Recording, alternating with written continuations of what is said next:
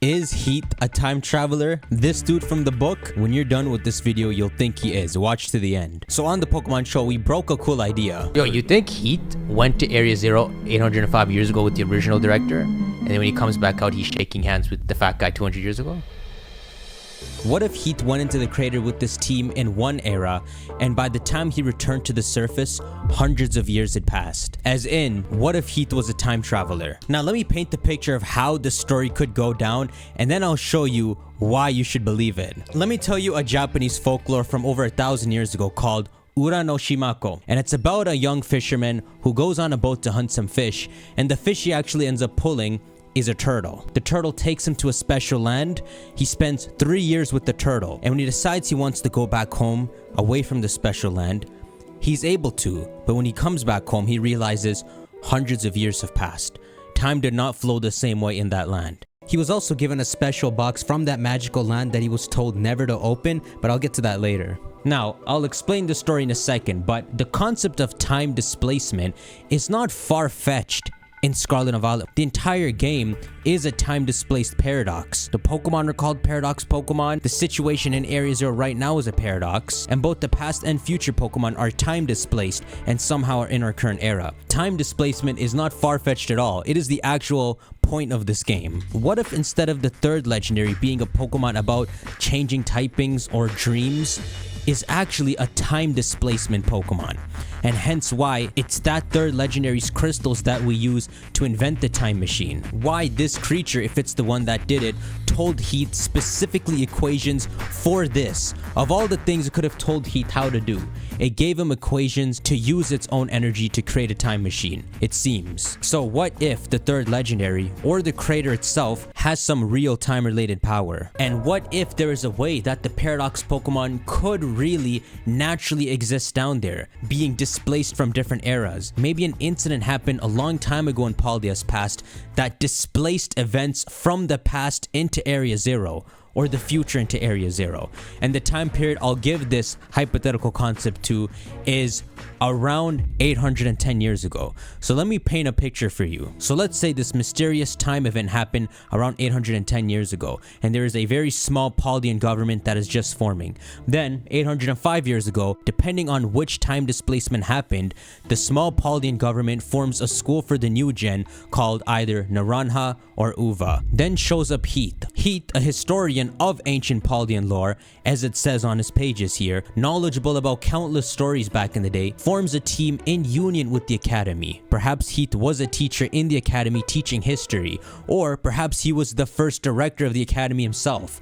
But with funding from the academy for the future of Paldea, they decide to venture into Area Zero with the team, and a mission to actually discover what's in there. Remember, at this point in time, everyone knows there's something mysterious about this crater. Here, Heath and his crew spend many nights descending into Area Zero, discovering new Pokemon, finding this gorilla Pokemon, and noting how similar the Pokemon inside the crater are to the outside, and noting how vastly different it gets as you go deeper. Then he begins to find the Paradox Pokemon, either robots from the future or ancient tyrants from the past, some injuring his crew and Pokemon. His team and him note these Pokemon down and find Herba Mystica to help them and their Pokemon recover, as well as noting down the effects of these unusual herbs. They really were working. Now he's noticed Paradox Pokemon and supernatural herbs. At this point, his team is certain Area Zero is not a normal place. Over days or weeks, they venture in a long trip down Area Zero, discovering new Paradox Pokemon after another and writing about it extensively. A Jigglypuff with a tail and unusual scream.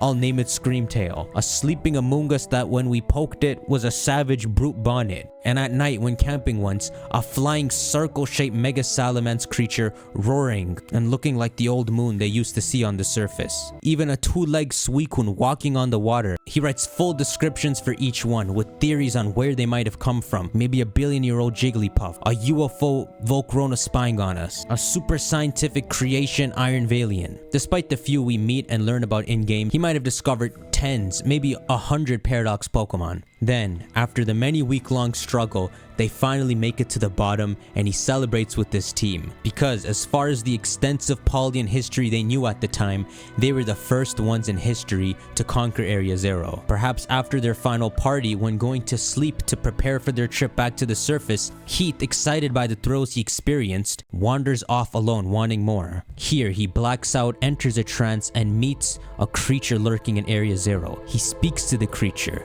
and perhaps to someone too, and learns much from it. Perhaps he spent what felt like days, weeks, or months talking with this Pokemon and learning from it. But when suddenly awoken at morning by his team, alone and far from where they were originally camping, he can only recall that brief image of the turtle he saw, remembering nothing that they spoke about. Then he looks down and sees countless pages written with his own handwriting, filled with equations and thoughts. Maybe a bunch of pages fly off in the wind, but he manages to keep one and add it to his book. At this moment, perhaps within a week or two, they completed their journey back up to the surface alive.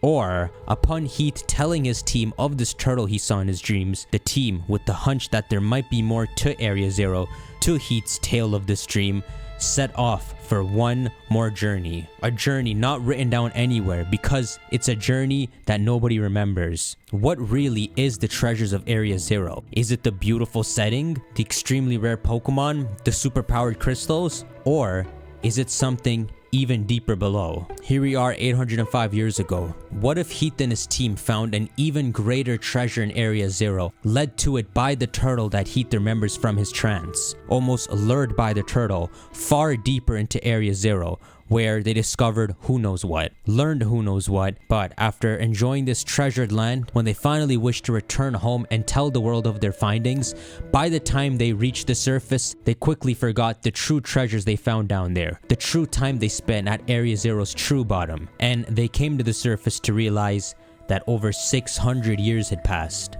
The team returns to the academy only to find this chubby guy here as the 15th or something director, when really, when he had just gone down there was just the first. Perhaps the academy knew of Heath's travels back then, and perhaps it was documented that he never returned. Perhaps as the title of director was passed down over the years, they were told of Heath's travels, and that he surely would return one day. Or perhaps the first director who started Uvar Naranja back 805 years ago got a taste of what really is in Area Zero, and knew it was possible when Heath left that he wouldn't return for a long time. And so he made sure to let the school directors that come after him know to look out for Heath. The end of Uranoshimako's tale is a sad one, where he sees the entire homeland he once knew is far too different, and that everyone he knew is now left behind.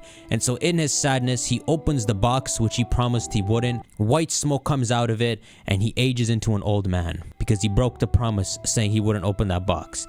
Now, what is the equivalent here for Heath? I got a couple ideas, but I'll leave it to you. So I ask you, is Heath a time traveler from long ago? And is the turtle in Area Zero something much different than we think it is? I said Heath and his team found an even greater treasure, and it's during this undocumented time spent with this treasure that his team began to experience time differently in Area Zero. Whatever that treasure is, the DLC is called The Hidden Treasures of Area Zero. Maybe we just might find out. Now, I looked at a bunch of sources to learn more about this tale, so here's what I learned. I told you the real name of this tale, Uranoshimako. In modern days, the tale has been dumbed down or changed into something called Urashima Taro. For some reason, no one's actually translated the original tale except one Japanese woman in 1996, Midori Yamamoto. And she wrote a paper that goes into detail on the changes that happened to the story since back then, and after reading what she wrote, the story makes a lot more sense. Let me explain what I understood of this Japanese tale just a bit more. Some extra details that I found that stood out. Uranoshimako, at the start of the story, when he's on the boat and fishing, and a turtle is the one his bait catches, this isn't any normal turtle. This is unusually described as a 5-colored turtle. Why do you look like that? I'm not saying anything, but do you know my reaction when I'm looking up this mythology and this sucker looks like Tarapagus? Anyhow, the turtle is actually a princess in the form of a turtle called Kamehime, which means turtle princess, and she falls in love with this fisherman and asks him to come back to her homeland, which is what the fisherman does. So Kamehime makes him blink his eyes and open it again, and now they're in this mythical land, which is called Mount Horai or something.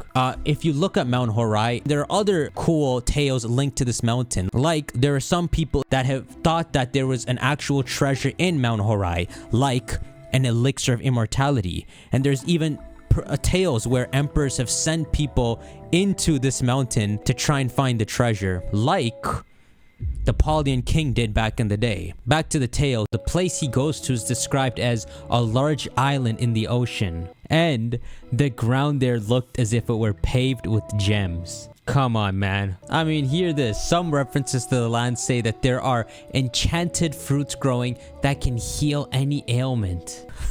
While other versions talk about it being an enchanted plant that heals sickness. So anyhow, our character, he spends time with Kamehime in this mythological land, but he eventually grows homesick. And so he tells the princess, I'm going home. And when he does this, the princess is mad because he should want no one but her. But since he really wants to go, she allows it, but gives him a box saying to hold on to it tightly so he never forgets her. And using the box, he can return to the land and see her again. Now, why is he homesick? Well, he says he left his kin back home and he wants to go see his parents. Sounds realistic. Seems people are waiting for him. But she tells him never to open the box if he truly loves her.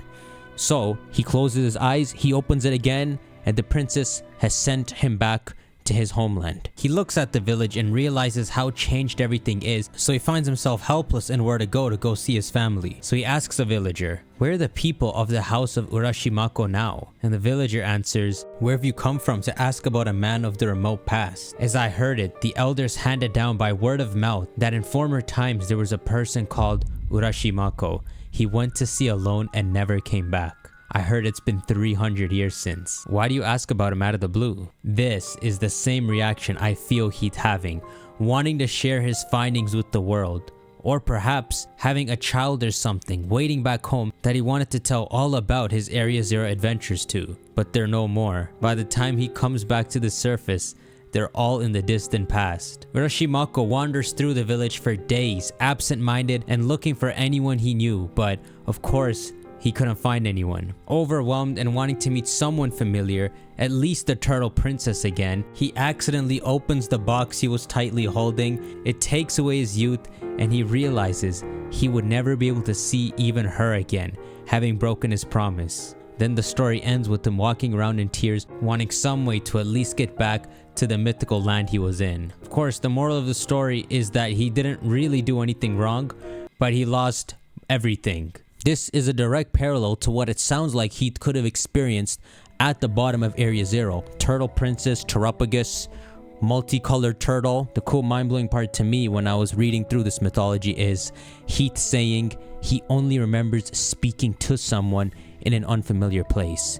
And what does he draw? But this unusual turtle. It's all he can remember. In the same way, our character here, Urano Shimako, lost everything for no fault of his own. Maybe Heath lost everything. We know he even loses his reputation at the end. Maybe that's just the final nail in the coffin of what he's lost. After losing everyone who he'd want to tell the story to, and not even being able to go back to whatever he experienced, people won't even believe the only thing he still has for himself, which is the story of his adventures. Could it be that the reason he's called crazy is because after publishing his book, he started speaking as if he was someone from 800 years ago, and they quickly realized this guy is cracked out, except he's not. He really is from back then. There's one parallel I teased in this whole video, and I want to see if any of you pick up on it. And one more nail in the coffin I've been saving for the end of this video. Here's a depiction of Urashimako riding the turtle to the magical land. I'll give you a couple seconds to see if you notice it, but if you don't, the turtle is always depicted and described to unusually have a flowing tail. The kind of tail no turtle is supposed to have. Heath is a time traveler. And so if you follow this whole video, let's see if you guys picked up on the hint of just where Heath is now. Make sure y'all subscribe.